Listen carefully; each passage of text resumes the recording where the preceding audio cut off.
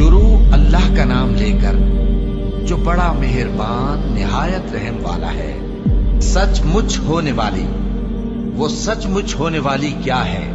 اور تم کو کیا معلوم ہے کہ وہ سچ مچ ہونے والی کیا ہے؟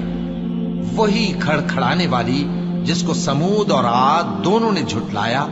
سو سمود تو زبردست زلزلے سے ہلاک کر دیے گئے، رہے عاد تو ان کو نہایت زوردار آندھی سے تباہ کر دیا گیا۔ اللہ نے اس کو 7 رات اور 8 دن ان پر چلائے رکھا۔ تو اے مخاطب، تو ان لوگوں کو اس میں اس طرح گرے ہوئے دیکھتا جیسے کھجوروں کے کھوکھلے تنے، پھر کیا تو ان میں سے کسی کو بھی باقی دیکھتا ہے؟ اور فرعون اور جو لوگ اس سے پہلے تھے اور وہ جو الٹی ہوئی بستیوں والے تھے سب گناہ کے کام کرتے تھے، سو انہوں نے اپنے پروردگار کے پیغمبر کی نافرمانی کی تو اللہ نے بھی ان کو بڑا سخت پکڑا۔ جب پانی طغیانی پر آیا تو ہم نے تم لوگوں کو کشتی میں سوار کر لیا تاکہ اس کو تمہارے لیے یادگار بنائیں اور یاد رکھنے والے کان اسے یاد رکھیں۔ پھر جب سور میں ایک بار پھونک مار دی جائے گی اور زمین اور پہاڑ دونوں اٹھا لیے جائیں گے، پھر ایک بار ہی توڑ پھوڑ کر برابر کر دیے جائیں گے، تو اس روز ہو پڑنے والی یعنی قیامت ہو پڑے گی، اور آسمان پھٹ جائے گا تو وہ اس دن کمزور ہوگا، اور فرشتے اس کے کناروں پر ہوں گے، اور تمہارے پروردگار کے عرش کو اس روز 8 فرشتے اپنے اوپر اٹھائے ہوں گے۔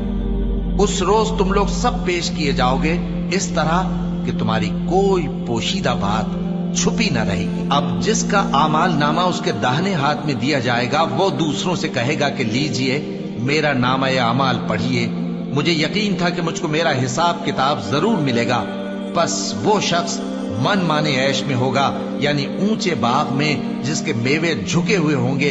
ان سے کہا جائے گا کہ جو اعمال تم ایام گزشتہ میں آگے بھیج چکے ہو ان کے عوض مزے سے کھاؤ اور پیو۔ اور جس کا نامہ اعمال اس کے بائیں ہاتھ میں دیا جائے گا تو وہ کہے گا اے کاش مجھ کو میرا اعمال نامہ نہ دیا جاتا اور مجھے معلوم نہ ہوتا کہ میرا حساب کیا ہے۔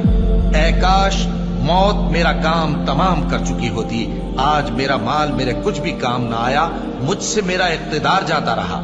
حکم ہوگا کہ اسے پکڑ لو، اب اسے طوق پہنا دو، پھر دوزخ کی آگ میں اسے جھونک دو، پھر زنجیر سے جس کی لمبائی 70 گز ہے جکڑ دو۔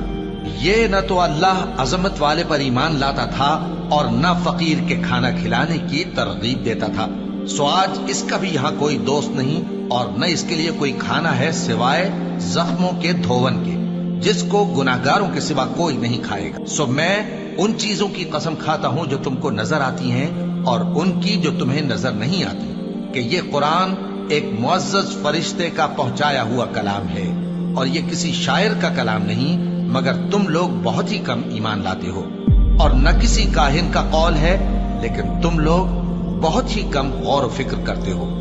یہ رب العالمین کا اتارا ہوا ہے، اور اگر یہ پیغمبر ہماری نسبت کوئی بات جھوٹ بنا لاتے تو ہم ان کا داہنا ہاتھ پکڑ لیتے، پھر ان کی رگے گردن کاٹ ڈالتے، پھر تم میں سے کوئی ہمیں اس سے روکنے والا نہ ہوتا۔ اور یہ کتاب تو پرہیزگاروں کے لیے نصیحت ہے، اور ہم جانتے ہیں کہ تم میں سے بعض اس کو جھٹلانے والے ہیں، نیز یہ کافروں کے لیے موجب حسرت ہے، اور کچھ شک نہیں کہ یہ یقین کرنے کے لائق ہے۔ سو تم اپنے پروردگار عظیم کے نام کی تسبیح کرتے رہو۔